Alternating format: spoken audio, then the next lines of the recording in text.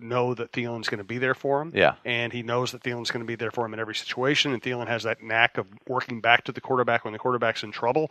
And when you have a struggling offensive line, that's a pretty good skill to have. Yeah, and I do think that's one thing that Adam does much better than Stefon is come back to the quarterback and make yourself available, wave your hands, find the soft spot, all of that. Where Diggs, I think, might be a little bit more regimented at this point where this is the route I'm supposed to run. Okay, the ball didn't go to me. Now it's other people. So I think that's one thing Diggs can improve on, but it's still early. Diggs could end up. He could have a huge year. Yeah. So it's too early to say which receiver is going to have more, and frankly, they both should have 1,000-yard seasons. Right, absolutely. Especially if they keep getting behind 27. Yeah. Thanks to fixologyrepair.com, our friend John Hedges, locations Mall of America, and downtown Minneapolis in the Skyway just south of the Wells Fargo Center. There are some things in life that you just can't live without. Now, whether it's a special piece of jewelry, a watch, or even your smartphone, you want it in working condition. At Fixology Repair, we are committed to restoring your pieces so that everything works or fits the way it ought to. Watch servicing, chain repair, and broken screen replacements are just a few of the services that we offer at Mall of America. Please visit us at fixologyrepair.com or at fixologymn on Twitter to learn more. Mention this ad and get a 10% discount on our services. Andrew Zendejo. He does not apologize. I don't know whether to admire his stubbornness or criticize him for his stubbornness. Yeah. So, he had the hit in the Packers game on Devontae Adams.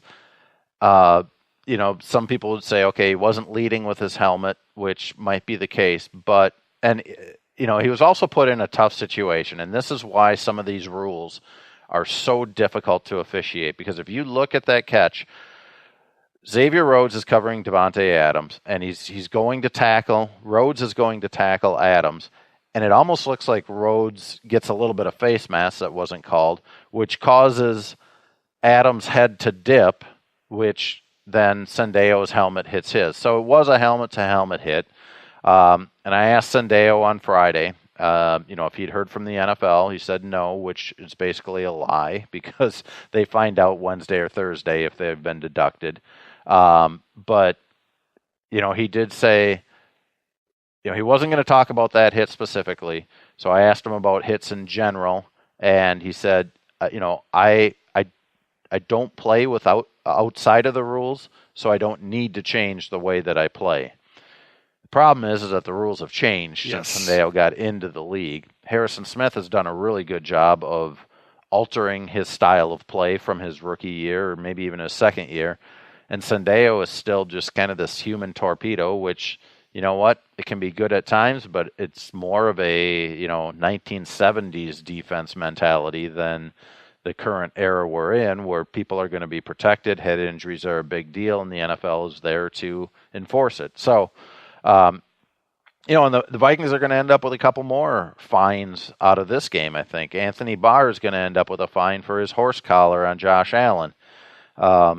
He had him stopped. He could have just shoved him out of bounds, and I realize he kind of got in an awkward position where his hands were inside the shoulder pads, but that's going to get called every time, especially on quarterbacks. And, Linval Joseph might end up getting fined because he ended up with helmet-to-helmet contact. Mm-hmm. That one is, things happen so fast in there, and I don't think there was any intent on that. I also don't know that he really had a chance to do anything much different there. Right. It just kind of is. Eric Wilson holds him up. Linval Joseph is coming in straight on Josh Allen, and it just ends up with helmet-to-helmet contact. Right. Speaking of what we were talking about earlier, getting into some stats, looking ahead to the Rams game. Now, by the way, I watched the Rams game. They are so good. You know who they remind me of? They remind me of the Cowboys dynasty. Really? Just the fact they have a great back. Gurley's kind of their Emmitt Smith. He can catch. He's great at catching passes out of the backfield. They can get the ball to him in a million different ways. They have, good receivers, but the quarterback's going to go to whoever's open.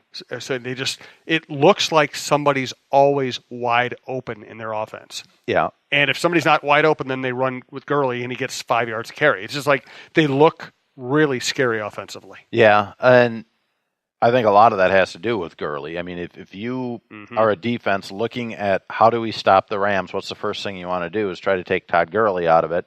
And he's a great pass catcher out of the backfield, too.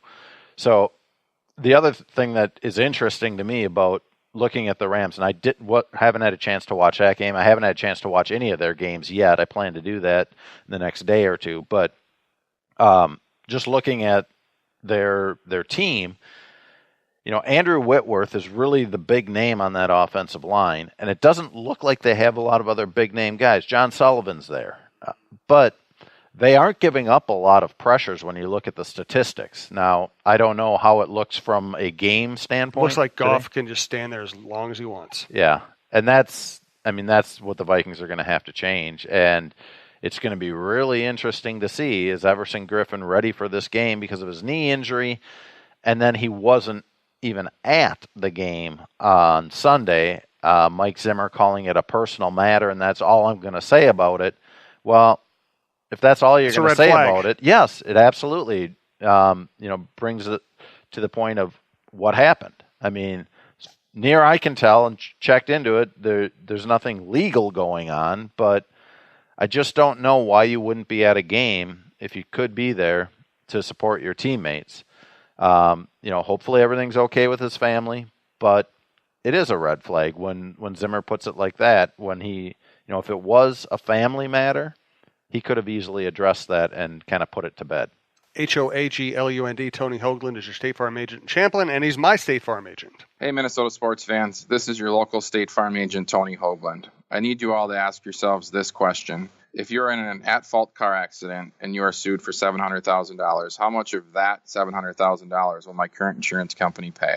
If you are unsure or can't answer all $700,000, you need to give us a call. State Farm has been number one in car insurance since World War II and number one in homeowners insurance since 1964. For a no-obligation review of your current policies, call us at 763-421-4900 or check out our website at www.champlininsurance.com. It's really fascinating, too. You look around the league, and Le'Veon Bell is holding out, even though it's crushing him financially. It might not benefit him financially in the future. Antonio Brown is tweeting out that he wouldn't mind being traded so he can prove himself.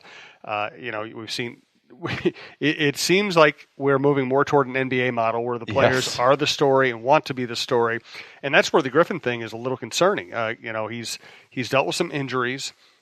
He seems chipper around the locker room times I've been around him, but they easily could have said, hey, his knee was hurting. We didn't want him standing on the side. They could have made an excuse for him. They could have said it's a family matter, and that would have kind of backed everybody off. To phrase it the way Zimmer did makes you wonder if there's an issue. Yeah, and it's interesting, too, because I wrote for Sunday that some of the things that the Vikings are going to be showing in this Bills game, or the players that are going to get an opportunity, guys like Mike Boone and Stephen Weatherly because of injuries, could be more, you could be looking at a little bit more of the future there. Boone's not going to overtake Dalvin Cook, but next year I don't think Latavius Murray is on the team because his contract is done, and he's probably going to be able to get more money somewhere else. With Stephen Weatherly and Everson Griffen, I look at it, and the Vikings are so tied up against the salary cap right now. And Everson Griffen will be 31 years old. I think it's December that he turns 31. He's had plantar fasciitis last year. He had a toe injury in training camp. He had the leg injury because of something dumb that he did, and now he's dealing with a knee injury. So at this age, with that many injuries and his salary, he's one of those guys that you look at next year, their salary cap, the way things currently stand, they have 8 guys that are scheduled to make $10 million or more. Everson Griffen is one of them. Kirk Cousins is obviously the highest of those at $29 million. But all those other guys, you take a pretty big cap hit if you release them. Everson Griffen, there's a lot more cap savings than cap hit if they would end up releasing him.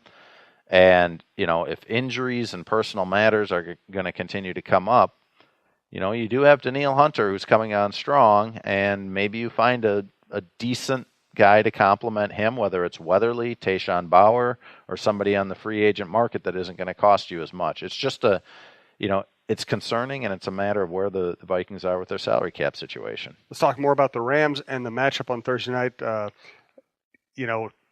This if they beat the Bills, then they're 2-0-1 heading into a tough 2-game stretch, and they really could afford to lose those 2 games and still be on track to make the playoffs and do all the things they want to do.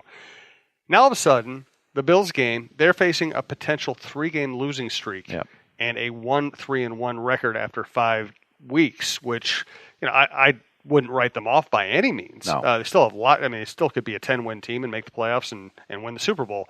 But all of a sudden, this feels much more dire than we expected it to feel. Yeah, I mean, look, I said at the beginning of the season, if they can go 2-3 through this stretch, they're still in good position. Well, now if they're 1-3-1, it's a little more dicey.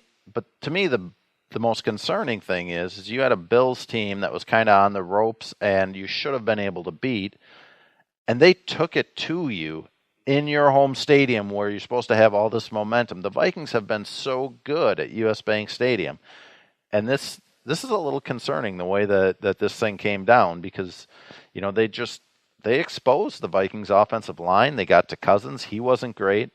So now you're going on the road and you're going to play a Rams team that can dial up a pass rush like few can in the NFL. The defense overall, very good.